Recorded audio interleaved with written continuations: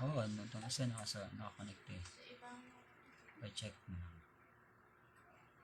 Good evening everyone. So, we are now again. Para po tayo po ay magkaroon ng ating pong evening devotion. So, meron tayong Bible reading and meditation. Nandyan sa caption, please. Okay, note. And pwede niyo po akong sabayan. At pwede niyo po akong samahan sa ating pong pagbabasa at pag-aaral, pagbulay-bulay ng salita ng Panginoon. Meron? Hi? Meron? Ha? Sakto lang. Hindi mahina. Sounds. Meron? Hindi, background sounds. Ayan. Malakas, mahina.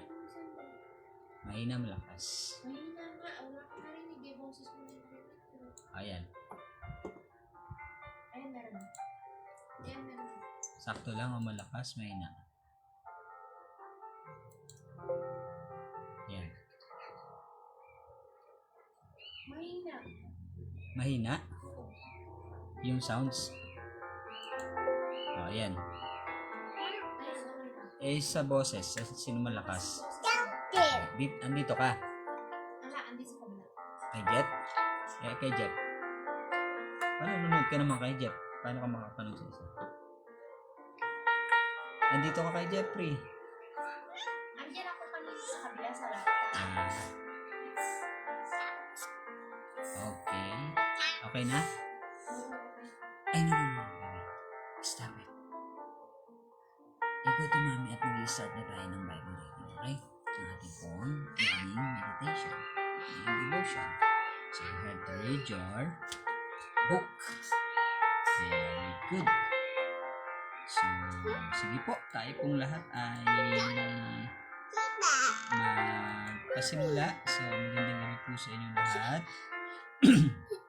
Purihin po ang Panginoon sa buhay po natin dahil tayo po ay patuloy na iniingatan, sinasamahan at pinagabayan ng ating Panginoon. So, galit po tayo dahil may Diyos na laging nakasubaybay, nakagabay at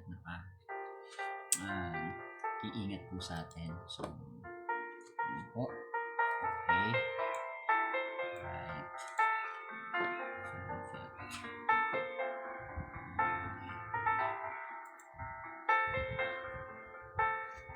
Yan.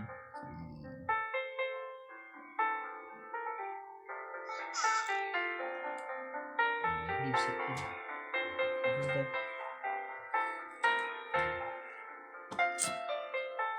Yan. To God be all the glory. Shake, shake, shake. Shake, shake, shake your butt. Yucky. Praise God. Yucky.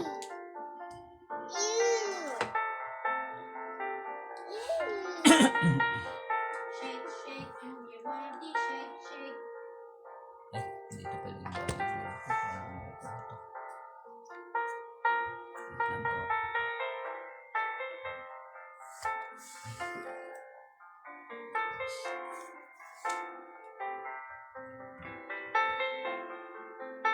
Hallelujah, hallelujah, praise God. Amen. So, sige po, tayo pong lahat ay manalangin. Ano po? Namin Diyos na makapangyarihan sa lahat, salamat po sa oras na to. Sinasamba ka po namin, dinadakila po namin, nahati ka po namin. Maraming salamat sa buhay na itong kaloob. Maraming salamat, Panginoon, sa wakas. Maraming salamat po sa iyong biyaya, salamat po sa pagpapala sa buong hapon na itong pag-iingat pagsama po sa amin. Maraming salamat dahil po namin lagi ka po dyan.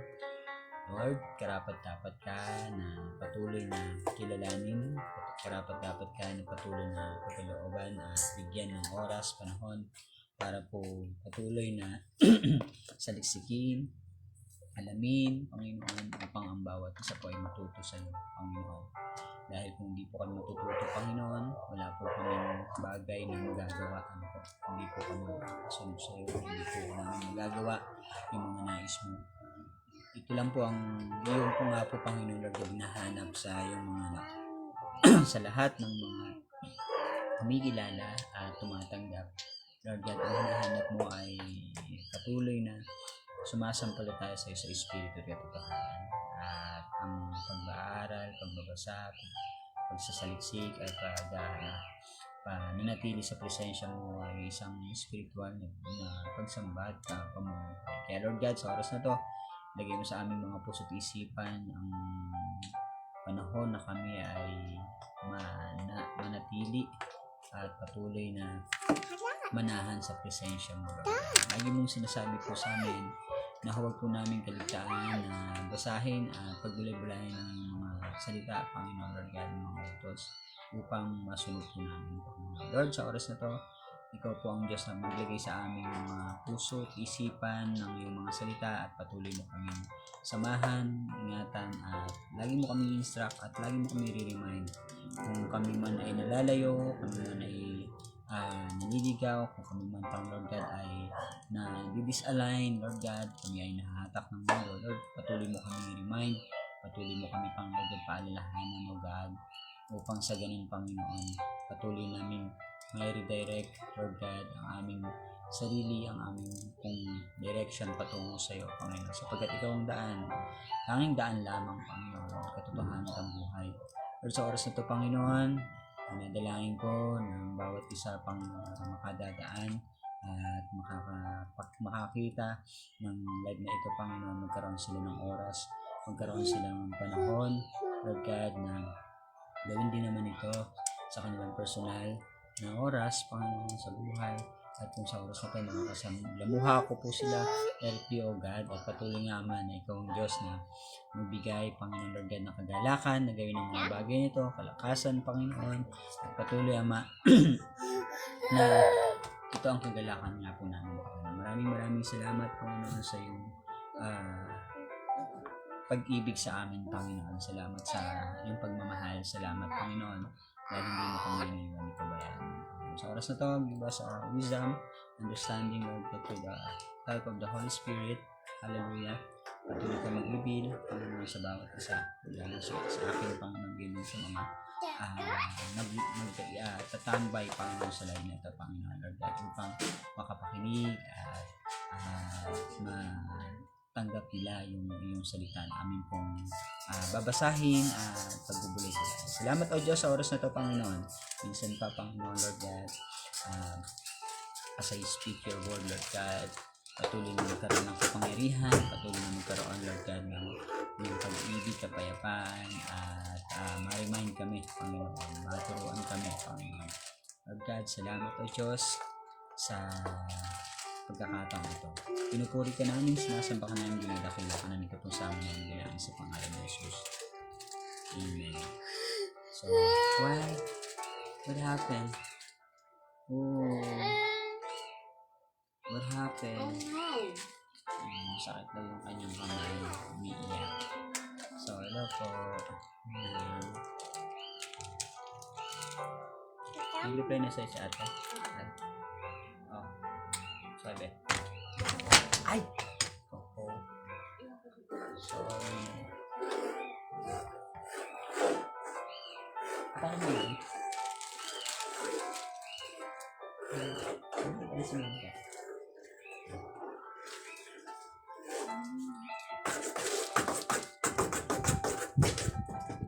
Ayan, praise God. Sama mo yan, sama mo. Ingay. Ayan. So, andyan po yung ating pong Bible reading sa ating pong caption, no? Pwede nyo pong isulat yan, pwede nyo pong kuhanin para na sa ganun meron po kayong pag meron po kayong oras sa mamaya, after nito, or hindi kayo makasabay, at least makuha nyo po yung ating pong Bible reading at meditation sa gabi ito. So, pwede nyo pong upuan yan. So, purihin ang salita ng Panginoon at tayo po ay mag-aaral at mag-meditate ng salita ng Panginoon. So, yan. So, wait lang po.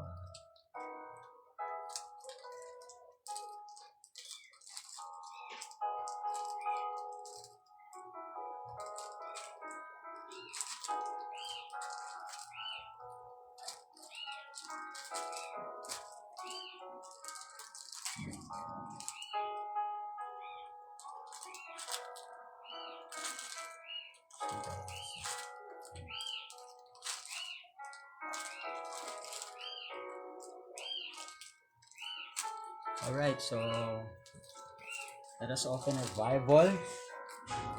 That's a book.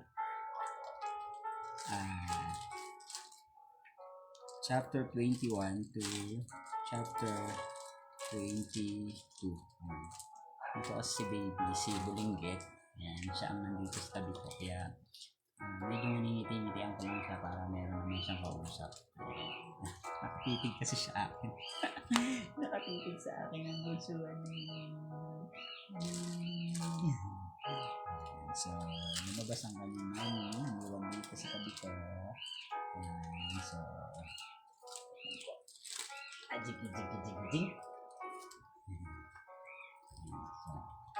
Sige po, sama-sama po tayo magbasa ng salita ng Panginoon mula sa Bilang chapter 21 and chapter 22 hanggang verse 20. So sabi niya po dito, mamaya na po ako mag-quote ng ating pong mga natakal kahapon. No? So kung may reveal ang Panginoon na alala doon sa pinag-aralan natin ng gabi. Okay, so ayan, sabi niya dito, nabalitaan ng hari ng Arad, isang haring Kananeo sa timog, na magdaraan sa Atarim. Parang ang tawag dito? Yung aking mata ay kailangan na magsalamin.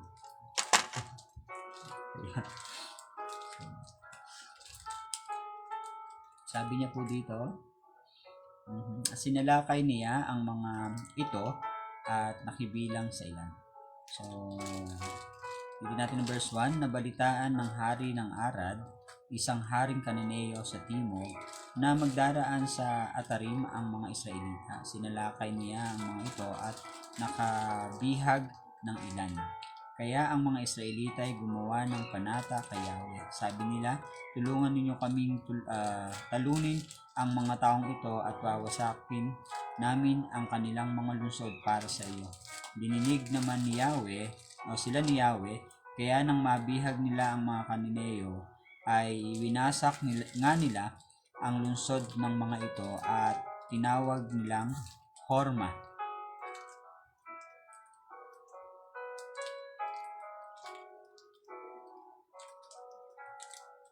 Kaya nang mabihag nila ang mga Kananeo, ay winasak nga nila ang lungsod ng mga ito at tinawag nilang Horma ang lugar na iyon.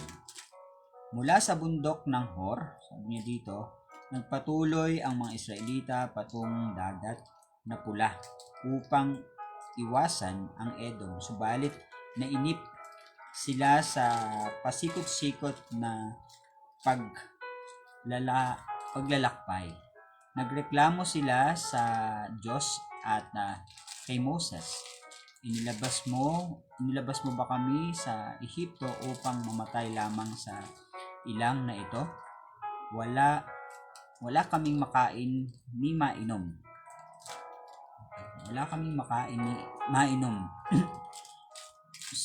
Suyang-suya na kami sa walang kwentang pagkain ito. Dahil dito, pinadalhan sila ni Yahweh ng mga makamandag na ahas at maraming Israelita ang natuklaw ng mga ito at namatay. Kaya lumapit sila kay Moses, sinabi nila, nagkasala kami kay Yahweh at sa iyo. Ipanalangin mo kami sa kanyang paalisin ang mga ahas na ito.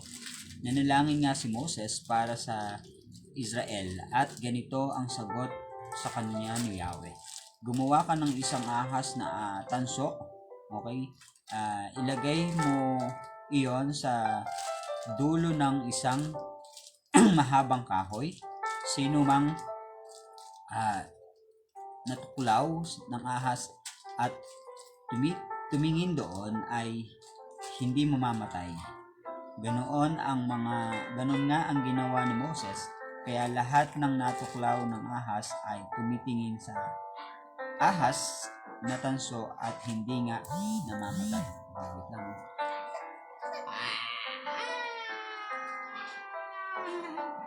Wait lang, hindi na dumami.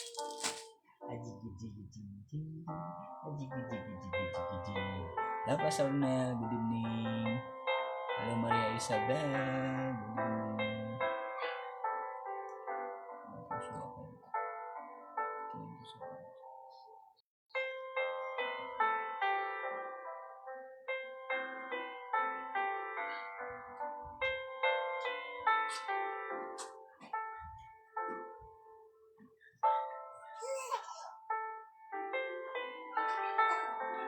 Wait lang natin si...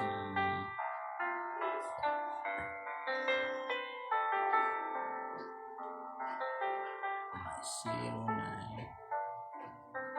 Ay.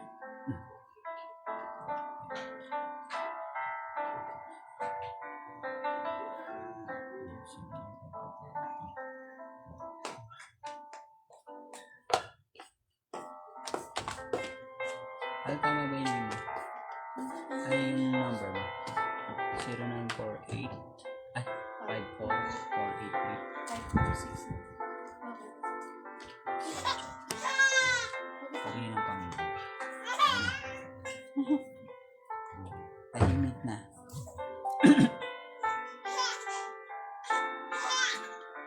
Alright, so dito na po tayo sa verse.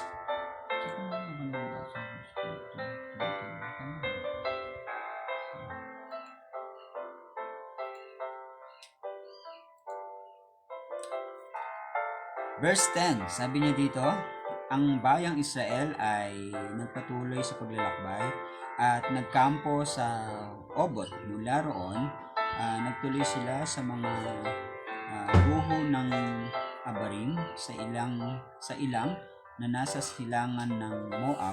Pag-alis doon, nagpatuloy sila sa libis ng Zared.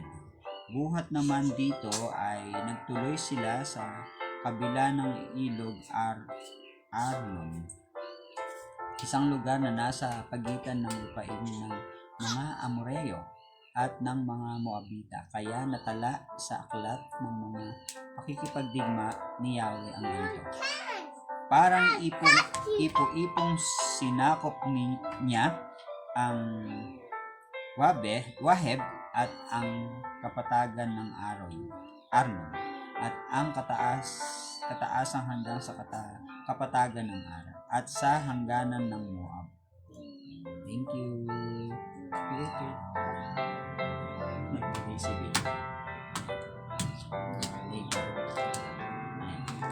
So, sabi niya, at sa hangganan ng Moab. Mula sa Arnon, nagpatuloy sila hanggang sa lugar na tinatawag na Balon. Ang lugar na ito ay tinawag na Balon sapagkat dito sila pinahukay ni Yahweh ng balon para makunan ng tubig. Umawit sila roon ng ganito. Bumukal ka ng tubig o balon at sa iyo ay awit ang aming tugon. Mga pinuno ang humukay sa iyo at ang gamit ay tungkod at setro. Mula sa ilang na iyan ay nagtuloy sila sa Matana. Nagdaan ng Nahaliel at Bamo. Pag-alis doon, nagpatuloy sila sa isang kapatagan sa sakop din ng Moab. Sa tuktok ng Pisga na nakaharap sa ilang. Verse 21, ang mga Israelita ay nagsugok kay Haring Sihon, isang Amoreo. Ipinasabi nila, maaari po bang makiraan kami sa inyong lupain? Hindi po kami daraan sa alinmang bukirin o basan, niinom sa inyong balon. Sa lansangan ng hari po kami daraan hanggang sa makalampas kami sa inyong nasasakupan. Subalit hindi sila pinahintulutan ni Haring Sihon sa halip tinipon niya ang kanyang hukbo at sinalakay ang mga Israelita sa Yahas. Ngunit nagwagi ang mga Israelita at nasakop ang kanyang lupain mula sa ilog Arnon hanggang sa Yabok, sa may hangganan ng Amon. Matitibay ang mga kuta ng Amon. Sinakop ng mga Israelita ang mga lungsod ng mga Amoreo, pati ang lungsod ng Hesbon at ang bayang sakop nito.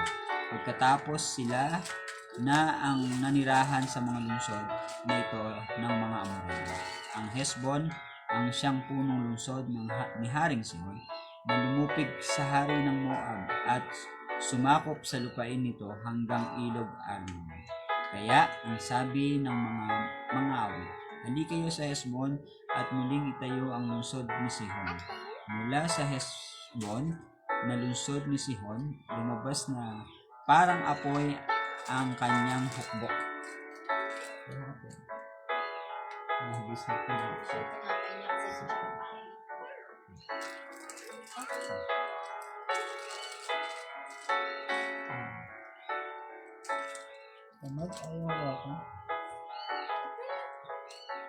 sabi niya dito, mula sa Hesbon na lungsod ni Sihon, lumabas na parang apoy ang kanyang hukbo. Pinupok nito ang lungsod ng Ar sa Moab at nilamon ang kaburulan ng Arnon. Kawawa ka, Moab, sapagkat ito ang iyong wakas. Kawawa ka, bayan ng Diyos na si Semos. Ang mga anak mong lalaki ay hinayaan niyang maging pugante. Ang mga anak mong babae ay nabihag ni Sihon sa hari ng mga Amoreo. Napuksa pati ang mga sanggol mula sa Hesbon hanggang sa Dibon, mula sa Nasim hanggang sa Nofa na malapit sa Medeba. Okay? Nanirahan nga ang mga Israelita sa lupain na kuha nila sa mga Amoreo. Pagkatapos si Moses ay nagsugo ng mga espiya sa Jazer at nasakop din nila ito pati ang mga karatig bayan nito. Pinalayas din nila ang mga Amoreo roon. Hinarap naman nila ang Basam, ngunit nilabanan sila ni Haring Og sa Erdei. Sinabi ni Yahweh kay Moses, huwag kang matakot sapagkat ipapalupig ko siya sa iyo. Magagawa mo sa kanya ang ginawa mo kay Haring Sihon ng Hesbon. Napatay nga nila si Og, ang mga anak nito at ang lahat ng kababayan nito. Wala silang itinirang buhay. Sinakop nila ang lupaing iyon. Okay, praise God. Ang pagbabasa sa chapter 21, So, kung mapansin po natin kung paano na lang ang pagsama at pagkilos ng Panginoon sa buhay nila Moses, sampu ng kanya pong mga minamahal na bayang Israel, Talagang yung pag-iingat, paggabay at tagumpay na pinagkakaloob sa kanila ng Panginoon, So, yan ang mararanasan po natin pag ang Diyos po ang kasama po natin. Amen? So, chapter 22, nagpatuloy ng paglalakbay ang mga Israelita at nagkampo sila sa kapatagan ng Moab sa gawing silangan ng Jordan sa tapat ng Jericho. Ay, malapit na sila. So, ang lahat ng ginawa ng mga Israelita sa mga Amoreo ay hindi lingid kay Haring Balak na anak ni Sifor. Ngunit hindi siya makakilos laban sa mga Israelita sapagkat napakarami ng mga ito. Natakot sa mga Israelita ang Moabita sapagkat lubhang napakarami ng mga Israelita. Kaya sinabi nila sa pinuno ng Midian, uubusin ng mga taong ito ang mga bayan sa paligid natin, tulad ng pag-ubos ng baka sa sariwang damo. At nagsugo si Haring Balak kay Balaam na anak ni Beor sa bayan ng Petor na sa may ilog Euphrates sa lupain ng mga Amor. Ganito ang kanyang ipinasabi, may isang sambahayang dumating buhat sa Ehipto na sakop na nila ang mga bansa sa paligid namin. Malapit na sila ngayon sa aking lupain. Napakarami nila. Magpunta ka agad dito at sumpain mo sila. Siguradong malulupig ko sila pagkatapos mong sumpain, sapagkat alam kong pinagpala at ang binabasbasan mo at minamalas naman ang mga sinusumpa mo. Hindi, no? Niniwala sila sa mga gano'n, no? So, actually, nangyari to. Nagpunta ang mga pinuno ng Moab at ng Midian ay Balaam na dala ang pambayad para sumpain nila nito ang Israelita. Sinabi nila ang ipinapasabi ni Balak. Ito ang tugon ni Balaam. Dito na kayo matulog ngayong gabi para masabi ko agad sa inyo ang anumang sasabihin sa akin ni Yahweh. At doon nga sila natulog. Okay, so makapansin po natin dito. Nilapitan niya yung may takot din sa Panginoon. Yung nilapitan ni Balak ay meron din may takot sa Panginoon na walang ibang tinatawagan kundi si Yahweh din na hinatawagan ng nila Moses. So, hello, sabi niya dito, itinanong ng Diyos kay Balaam, sino ba yung mga taong kasama mo? Sumagot si Balaam, mga sugo po ni Haring Balak ng Moab na anak ni Zippor. Gusto niyang sumpain ko ang sambayan ng galing sa Ehipto sapagkat nasakop na ng mga ito ang halos lahat ng lupain sa paligid. Baka raw po sa ganoong paraan niya maitaboy sa malayo ang mga iyon. Sinabi ng Diyos kay Balaam, hindi ka dapat sumama sa mga taong iyan. Huwag mong sumpain ang mga taong tinutukoy nila sapagkat pinagpala ko ang mga iyan. Amen. Praise God. Kinaumagahan, sinabi ni Balaam sa mga panuhin niya, umuwi na kayo. Ayaw akong pasamahin ni Yahweh sa inyo. Umuwi nga ang mga pinuno at sinabi ni Haring Balak na ayaw sumama sa kanila ni Balaam. Kaya't nagsugong muli si Balak ng mas marami at kagalang-galang na mga pinuno kay Balaam. Pagdating doon, sinabi nila, ipinapasabi ni Balak na huwag kang mag-atubili sa pagpunta sa kanya. Pagdating mo raw doon, pararangalan ka niyang mabuti at ibibigay sa inyo ang anumang magustuhan mo. Sumpain mo lamang ang mga Israelita.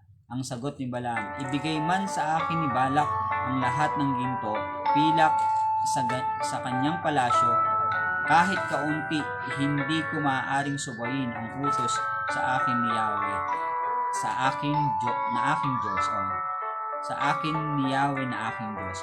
Gayunman dito na kayo magpalipas ng gabi para malaman natin kung ano ang sasabihin sa akin ni Yahweh. Kinagabihan, lumapit ang Diyos kay Balaam at sinabi sa kanya, sumama ka sa kanila, ngunit ang ipinapasabi ko lamang sa iyo ang sabihin mo. Purihin ang pagkabasa ng salita ng Panginoon. Hello, sis Chess Mika Inela. Purihin ang pagbabasa ng salita ng Panginoon. Ano po, napakaganda po ng kapahayagan at nangyari dito po sa pinakita po ng Panginoon. Ano po, nakakatuwa po, mayroon pong mga ganong situation. Hindi po, wait lang po, bubuheli lang ako kung napagod ako sa pagbabasa ng salita ng Panginoon. So, Halika na, maglinis ka na ng katawan. Halika na, magbihis ka na. Ubusin mo na yung lang ubusin mo na. Palit lang ako ng babawas ng salita. So, purihin ang pagbabasa ng salita ng Panginoon. Ayan. Sa ating pagbubulit-bulit, kung napansin nyo po from chapter 21, ano po, ayan, walang sino mang pwedeng makagapi doon sa minamahal ng Panginoon, doon sa bayang pinili ng Panginoon, doon sa mga taong inilabas niya mula sa pagkaalipin sa Ehipto at pinalaya Yun na nga yung kalayaan na binigay ng Panginoon. At doon sa kalayaan na binigay sa kanila ng Panginoon, andun ang pagsubaybay at pagsama ng Panginoon. Kaya lahat ng kanilang daraanan ay napagtatagumpayan nila, which is ang senaryo kasi ganito. Bago nila sakupin or bago nila actually hindi sasakupin hindi ng ano nila intention nila sakupin yung lugar. Ang intention lang nila makiraan, makiraan. Kaya lang ang nangyari sa tuwing sila ay magpapaalam na makikiraan doon sa bansang yon, ayaw silang papasukin. Hello sis Elvena, good evening. Kamusta po ang Macau? So yan po sa tuwing sila po ay makikiraan sa bansang kanilang dapat daanan para makapunta dun sa lupang pangako ng Panginoon, ayaw silang paraanin at gusto pa silang patayin, wasakin, talagang hadlang, kumbaga hinahadlangan sila. Pero hindi nila alam na ang Diyos na buhay na si Yahweh, na siyang naglabas sa kanila sa Ehipto, ang siyang nag-iingat sa kanila. Kaya po sa kanilang paglalakbay, hindi po sila iniwan at hindi sila pinabayaan ng Panginoon. Hanggang sa sila nga po ay bago makiraan, meron silang abiso Nagpapapunta nagpapapunta si Moses ng tao para makibiso doon sa hari o sa presidente, sa leader nila, doon sa daraanan nila. Pero ayaw nga silang paraanin. So, in short, hanggang sa ang sitwasyon ay kailangan nilang labanan. At the same time, kailangan nilang sakupin at puksain yung daraanan nila para nang sa ganon makapagpatuloy sila papunta dun sa lupang pangako ng Panginoon. At yun naman ang laging pangako sa kanila ng Panginoon, na sa tuwing ganito yung nagiging sitwasyon, dahil ayaw nga silang padaanin at no choice sila para sila ay makadaan, kailangan nilang sakupin o puksain yung mga nasa daraanan nila. Kaya yun ang nangyayari. At ang katunayan niyan ay pinagtatagumpay sila ng Panginoon. At sila ay nagwawagi at nasasakop nila. At ito yung worst, imbis na hindi dapat sila mawasak o hindi sila mamatay, yun ang nangyayari. So hindi kasi sila pwedeng magtira, kasi pwedeng yun pa ang maging cause ng kanilang pagbagsak. Kaya ang nangyayari sa lahat ng kanila pong daraanan, lahat ay pinapatay, lahat walang itinitira, lahat ay talagang sinasakop nila, So yun yung nangyari sa unang tagpo, mula doon sa mga taga-Cananeo hanggang sa Amoreo, hanggang dun sa Hison, na kanila pong daraanan. So ilang bansa yung kanilang dinaanan dito na nagpaalam sila pero ayaw silang paraanin. Kaya nangyari, nasakop sila ng Panginoon, nasakop sila ng bayan ng Panginoon. Okay, so ang lagi pong tatandaan, merong revelation ng Lord. Sa tuwing maharap po tayo dun sa ganitong mga instances ng buhay po natin, na tayo po ay daraan sa ganitong sitwasyon na akala natin mapapabagsak tayo ng daraanan natin, lagi po nating tatandaan, lagi niya sinasabi kasi kila Moses at sa bayang Israel, wag silang matakot, dahil ibibigay sa kanilang kamay ang tagumpay. So yan po yung isa sa mga pangako ng Panginoon. So, huwag kang matakot sapagkat ipapalupig ko siya sa iyo. Ayan. So,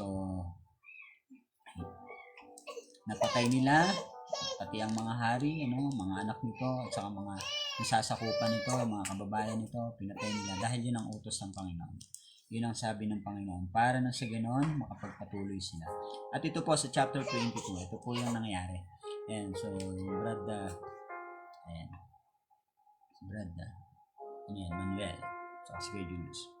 Ayan, so sabi dito sa chapter 22, kung mapansin po natin, napakaganda po ng nangyari, So, meron na namang isang bansa na kanila pong daraanan, para tuluyan ng makapunta sila sa lupang pangako. At ang naghahari doon ay si Balak. Si Balak talagang medyo gumawa rin siya ng pamamaraan. At alam niya rin, kung baga titignan natin, naniniwala siya dun sa taong nilapitan niya. na makakatulong sa kanya? Yes, kasi bakit? Itong nilapitan niya ay may relasyon sa Panginoon at tumatawag sa Panginoon, you know? At nakikipag-usap ang Panginoon dun sa taong nilapitan. Kaya ito yung nangyari. Dahil sa takot nitong si Balak, na dadaan sa kanila ang bayan ng Israel, sila Moses, gumawa siya ng paraanan niya. Natakot siya dahil sa dami na ng mga Israelita. At lumapit siya kay Balaam. Okay? At meron pang mga ang tawag dito, yung parang pabuya or parang alay para lang tugunin yung kanyang request. Na ang request niya ay isumpa lang to the word na masabi lang ni Balaam sa mga taong ito na sumpain yung bayan ng Panginoon na iba kundi ang mga Israelita. Para nang sa ganun, manalo siya sa laban. Para hindi siya masakop at hindi mawasak yung kanyang bansa o kanyang nasasakupan. Pero ang worst ito, sa kanya hindi pumayag si Balaam sa gusto niya.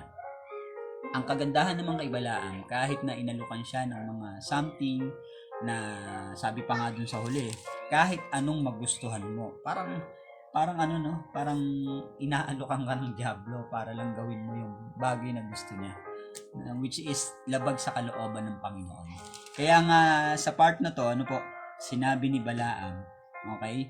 Hindi siya ang kagandahan sa ugali ni Balaam, hindi siya kaagad-agad na nagde-desisyon. Hindi siya kaagad-agad na sumasagot at tumutugon dun sa mga kahilingan na pinadala ni Balak para sa kanya.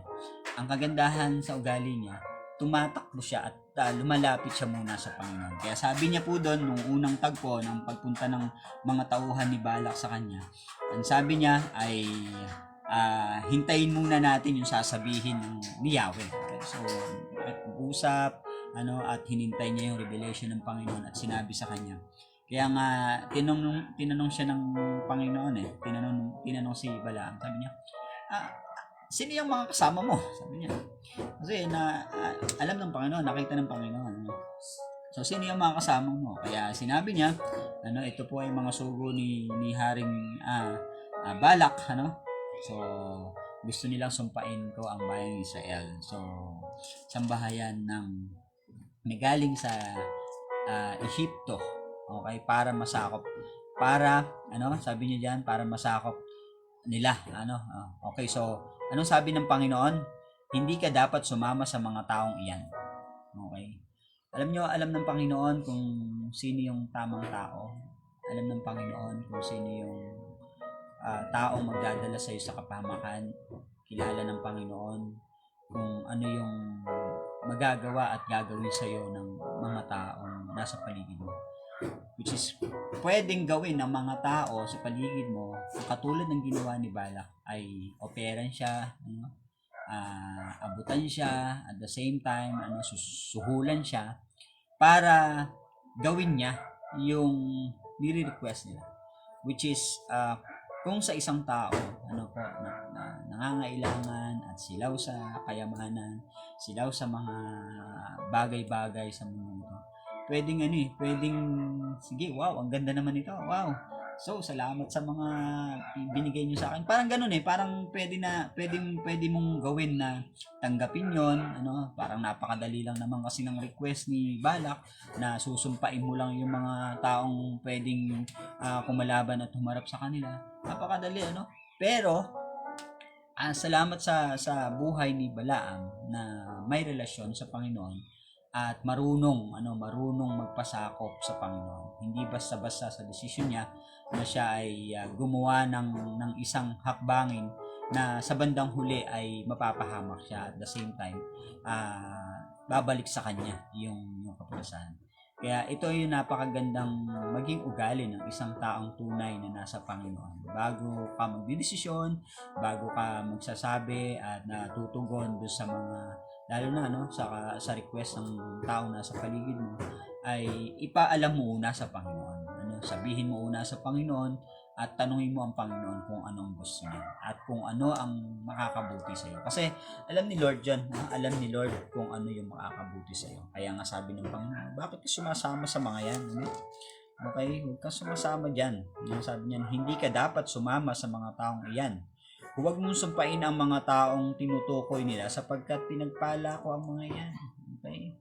Once na ginawan mo ng masama ang pinagpala ng Panginoon, ako, for sure, hindi yung mga taong ginawan mo ng masama ang ang ang maggaganti sa iyo, kundi ang Panginoon. Kaya ang sabi ng Panginoon, the vengeance is mine. Ang paghihiganti ay sa akin, sabi ng Panginoon. Kaya sa lahat ng mga taong nasa Panginoon, nagtitiwala sa Panginoon, umaasa at naglilingkod, lalong sumusunod sa Panginoon, hindi yan pababayaan ng Panginoon. Kaya ang pagsama, pagkilos at ang katagumpayan na ay pagkakaloob ng Panginoon sa mga taong nagtitiwala sa Kanya. Magandang ugali po natin. Una, po, katulad po ni Moses, at the same time, si Moses kasi hindi basta-basta. Matalino din si Moses. Actually, dahil ba't kailangan pa ni Moses na magpadala ng sugo para magpaalam which is sa ugali ni Moses, ayaw niya ng gulo. Kaya lang merong mga tao kasi talaga na nakatulad ng ito, mga dinaanan nila para bang malaking issue sa kanila yung magiging sitwasyon, which is wala naman sanang masamang balak ang Israelita sa kanila kasi nga sabi nga doon makikiraan lang sila, hindi sila makikidaan doon sa bukirin nila or iinom sa kanilang tubig. So ibig sabihin wala silang intensyon na nakawin yung kung ano ang meron sa kanila at makikain doon sa kung anong meron sila. Kasi from the beginning alam naman nila na hindi sila pinabayaan ng Panginoon. Kaya napakaganda po napakaganda na baby wag yan. No way talaga. So napakaganda na yung sitwasyon, yung ugali na talagang lumalapit sa Panginoon sa panahon na kung saan merong mga ganitong sitwasyon, lalo na ngayon yung katulad ni Balak na lumapit kay Balaam, andyan yung meron kang sinusuhulan ka, ibibigay sa iyo daw ang lahat ng bagay para lang mapahamak o mapasama yung iba. Hindi po magandang ugaling ganyan po na maghahanap ka pa ng kakampi mo para lang matugunan yung kagustuhan mo, which is hindi gusto ng Panginoon, hindi magugustuhan ng Diyos yung gagawin mo. So sa bagay na to kasi in-entertain ni Balak yung kanyang yung takot. In-entertain ni Balak yung kanyang takot. Siguro kung hinintay niya lang sana yung sitwasyon na magpapaalam lang naman uli. For sure naman magpapaalam lang uli sila Moses sa kanilang lugar na makikiraan. Katulad ng una, pangalawa, pangatlong ginawa nila na makikiraan lang sana. Pero dahil nga ayaw makiraan, ayaw nilang paraanin, ayun, anong nangyayari sa kanila?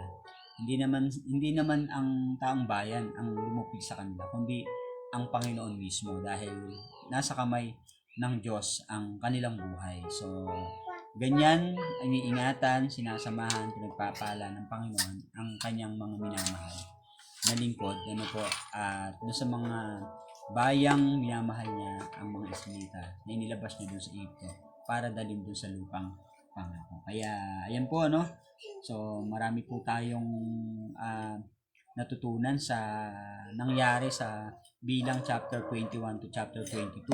So, napakaganda po na mag-aral po ng salita dahil sa ganitong bagay na napapatunayan natin na ang Diyos ay buhay, kumikilos. Sapagkat siya ang Diyos noon, Diyos ngayon at Diyos magpakailanman. Kung paanong tinulungan ng Panginoon ang kanyang mga lingkod sa paglalakbay papunta doon sa lupang pangako at maraming mga humahadlang. Lagi po natin tatandaan na pagtatagumpayin tayo ng Panginoon. At sa tulong ng ating Panginoong Jesucristo sa panahon po natin ngayon, hindi niya hayaan po na basta-basta na lang na mawasak o mamatay o maagaw ng kaaway. Ano bagos, kung ang taong ito na naniniwala at nananampalataya sa Panginoon ay marunong lumapit at marunong humingi ng tulong sa Panginoon kung anong gagawin niya, nasisigurado ko na ang Diyos ay laging nandyan para po bigyan ng magandang kapahayagan, instruction na gagawin niya para siya ay magtagumpay. Kaya huwag tayong manangan sa sarili nating katalinuhan, huwag tayong manangan sa sarili nating kalakasan, bagkus magtiwala tayo sa ating Panginoon na laging nandyan, naghihintay rin naman sa atin para tayo ay tulungan. So, kumbaga, pagpapasakop sa Panginoon at pagpapakumbaba at the same time talagang ninanais natin na ang Diyos ang gumawa sa buhay natin, hindi sagana sa atin. So, yan yung wisdom, yan yung wisdom na binibigay sa atin ng Panginoon. Once na ikaw ay lumapit sa Kanya, tumawag sa Kanya, humiling sa Kanya, at nagpakumbaba sa Kanya, po, makakamtan po natin yung katugunan, makakamtan po natin ang katagumpayan at hindi niya po tayo pababayaan. So napakaganda po sa buhay ni natuwa ako dun sa part ni Balaam. At nakakatawa naman yung sitwasyon ni Balak kasi ang nilapitan niya ay may relasyon din sa Panginoon. So dun siya nagkamali. Yung pagtugon ng Panginoon kay Balaam ay sinunod naman ni Balaam. So mas angat, mapapansin natin doon, mas angat ang relasyon niya sa Panginoon kaysa doon sa mga bagay na alok ni Balak, which is kung tinugon niya yung request ni Balak, pwede naman silang maging matalik na magkaibigan at lahat ng, sabi nga, lahat ng request niya ay ibibigay niya. So san ka pa, di ba? Baka sa atin, pagka mayroong mga ganitong kaibigan, nakikipagkaibigan na mag-aalok sa'yo ng mga bagay-bagay pero mapapasama mo naman yung ibang tao. So, hindi yun ang magiging tunay mong kaibigan. Dahil ayaw ng Panginoon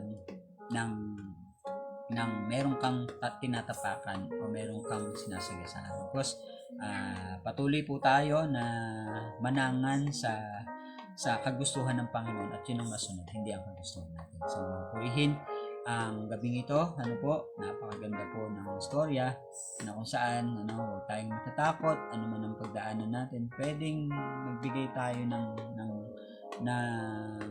pasintabi, katulad po ng ginawa nila Moses. Pasintabi po, makikiraan po, pero pag hindi ka pinaraan, si Lord na ang bahala sa kanila. At the same time, sa mga taong ayaw tumanggap sa salita ng Panginoon, hindi ikaw, hindi tayo mga tao, kundi si Lord na ang gagawa ng mga bagay na dapat nilang makamtan. Kasi what you sow is what you reap. Kaya kung hindi ka, like for example, wala namang ginagawa sa iyo ang taong ito, wala naman siyang ginagawang masama sa iyo. Parang ganun sa istorya ni Balak, wala pa namang ginagawa, wala namang gagawin ang bayang Israel sa kanila. Pero anong ginawa niya?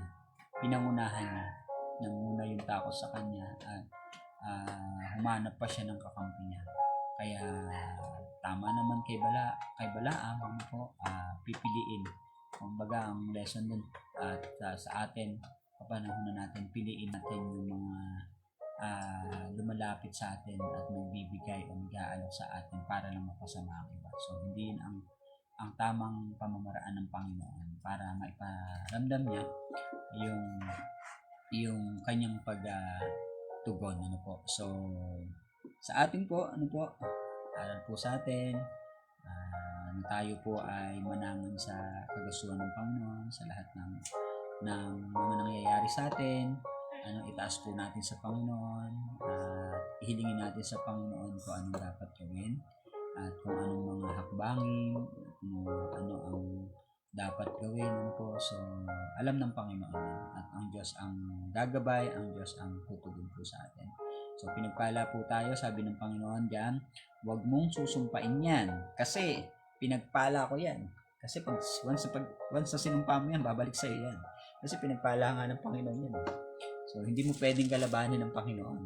Dahil pagka sinumpa mo yung kanyang bayang minamahal, ng kanyang mga lingkod, hindi naman sila, sabi ko nga, hindi yung mga lingkod na yan ang gaganti sa iyo, kundi ang Panginoon na siyang nagmamahal sa kanila. Amen. Praise God. Purihin ang salita ng Panginoon. Napakaganda po ng ating pong Bible reading, na ating pong pagbubulay-bulay. So, sige po. Tayo po ay mag-meditate. Ayan. I have my notebook here and my ball pen. Doon tayo mag-sink in sa napakagandang mensahe ng Panginoon.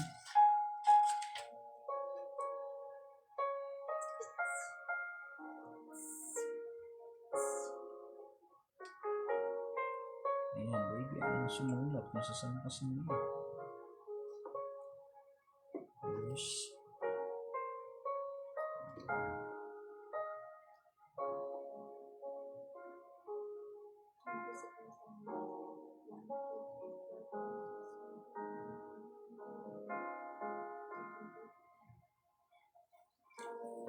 Praise God.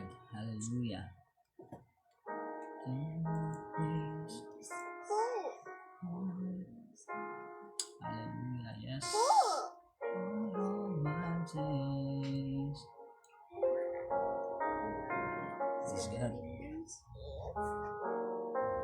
17 days para sa Iwana nung binatasan siya. Si baby. 7 days. Parang hindi na advisable na. Yeah. Yung ganun tayo. Di ba nga si Dr. Legaspi?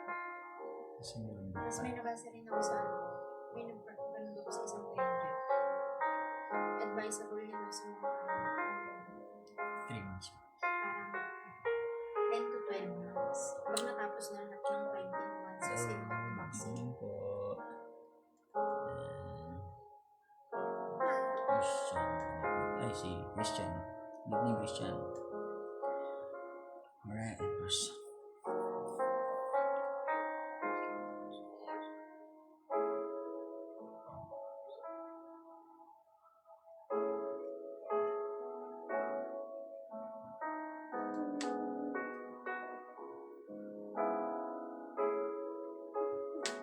Wala, gusto ng tinta nito. Sinulat ko na.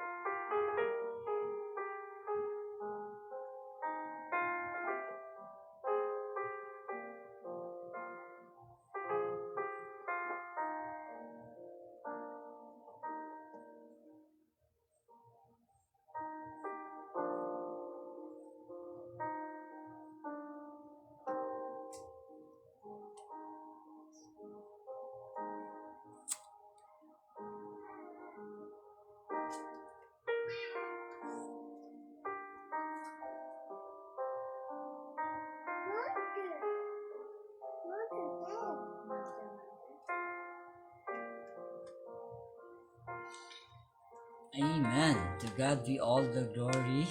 Purihin po ang kapahayagan ng salita ng Panginoon sa gabi ito.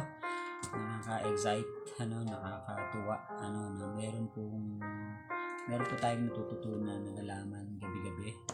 Sa gabi-gabi po na ating pong pagbabasa at pagbulay-bulay, sa ating pag-meditate, ay mabuti ang Diyos. Ang Diyos ay laging nakasaklolo dun sa kanyang mga minamahal at sa kanyang mga lingkod na sumusunod sa kanya. Kaya matutunan natin po na bigyan ng daan ang Panginoon sa buhay po natin. So, huwag nating itaboy, huwag nating isang tabi at the same time huwag nating kalabanin ang kalooban ng Panginoon. Pagkasalaan natin na ito ay ating makita natin yung kalooban ng Panginoon, malaman natin, at the same time masunod natin, kasi parang wala namang kwenta yung malaman lang natin yung kalooban ng Panginoon pero hindi naman natin sinusunod. Kaya dun sa pagsunod natin, maraming mga bagay na pwedeng maalis sa atin at pwedeng matanggal sa atin, isang tabi, kasi unang-una, pagka sinunod mo ng Panginoon, hindi na yung kagustuhan mo yung nangyayari, kundi yung kagustuhan na ng Panginoon, yung plano na ng Panginoon sa buhay natin. Which is, lagi po natin tatandaan, kung bakit tayo dinadaan sa ganitong mga sitwasyon, dahil sa dulo nun, alam ng Panginoon na ikaw ay paparoroon doon sa kanyang inilaan para sa iyo. Kaya go on lang, laban lang, at the same time, manampalataya lang, magtiwala lang tayo sa Panginoon na hindi niya tayo pababayaan, hindi niya tayo iiwan. Amen. So praise God, salamat po sa inyong pagsama, salamat po sa pakikinig, salamat po sa oras na inyo pong binigay sa gabi nito. Tandaan po natin na ang Diyos ay lagi po nating kasama. So purihin po ang Panginoon po. Sige po, sa ating pong pagtatapos, tayo po ay manalangin. Ama namin Diyos na makapangyarihan sa lahat, salamat po sa iyong biyaya sa gabi ito. Salamat po sa revelasyon, dahil tunay nga on the process na habang kami, Panginoon, ay sumusunod sa iyong kalooban, patungo sa iyong kalulhatian, patungo doon sa inilaan mo para sa amin, ay nandyan ang pagsama mo, nandyan ang pagkilos mo, nandyan ang pagsubaybay mo, at nandyan yung katagumpayan na lagi mong binibigay. At hindi mo nga kami hinahayaan na talagang tuluyang mapabagsak ng kaaway. Magpus agad, lagi mo kami ginagabayan at pinoprotektahan. Kaya Lord God, salamat Panginoon. Alam po namin, din ako Panginoon Lord God, na anuman ang nararanasan ko, anuman ang nararanasan sa punong pamilya ko, Panginoon Lord God, patuloy Ama na kami ay magpupuri sa iyo, patuloy na kami isasamba sa iyo, kami ay patuloy na magtitiwala at aasa sa iyo, dahil alam po namin, Panginoon, ikaw ang Diyos na sapat, tapat at patuloy na tunay na umiibig sa amin, Panginoon. Salamat Panginoon Lord God sa revelation ngayon, dahil hindi lahat ng tao na pwede po namin malapitan, kung ang mga tao nito ay may hangarin na hindi maganda sa kapwa, Panginoon Lord God, ay hindi sila ang tamang tao para pakasanahan. Kaya Lord God, sa oras na to, turuan mo kami, Lord God, i-reveal mo sa amin, ipakita mo sa amin, at patuloy naman na gumawa ka sa aming mga buhay. Panginoon, maraming salamat. Minsan po Diyos, tinataas po namin sa Pilipinas, Lord God, patuloy naman ang kapayapaan, ang siyang maghari sa bawat puso, sa bawat buhay, sa bansang Pilipinas, Panginoon Lord God. Lalo na Panginoon, kung ano man ang mga sigalot, Lord God, sa ilang mga partido, Lord God, ilang mga pamilya na nasa panunungkulan mula sa aming presidente, vice-presidente, Panginoon. Lord, minsan pa o Diyos, patuloy na ilagay mo at ipaalala mo sa kanila na mayroong greater than them, na ikaw ang Diyos na dapat nasusunod, hindi sila. Bigyan mo sila ng pagpapakumbabang puso, bigyan mo sila ng mapagpatawad na puso, bigyan mo sila, Panginoon Lord God, na pusong nagsisisi, Panginoon Lord God, bigyan mo sila, Panginoon Lord God, ng takot sa iyo, Panginoon Lord God, yung pagtitiwala at umaasa sa iyo, Panginoon, hindi lamang dun sa kanilang authority, bilang dahil sila ang nakaupo, Panginoon. Nawa ay Baguhin mo ang pag-iisip, Lord God. Renew their mind, Lord God.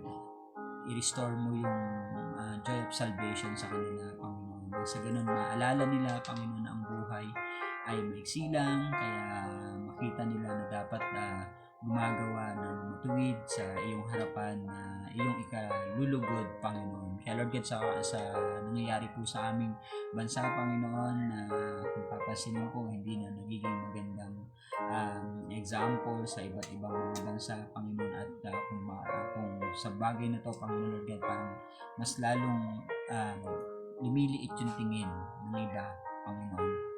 Lord, itayo mo muli, Panginoon, ang bansang Pilipinas, Panginoon, ng may pagkatakot, pagsunod, paggalang at respeto sa iyo, Panginoon. Upang sa ganoon, ang mga tao, Lord God, na manunungkulan ay umiwas talaga.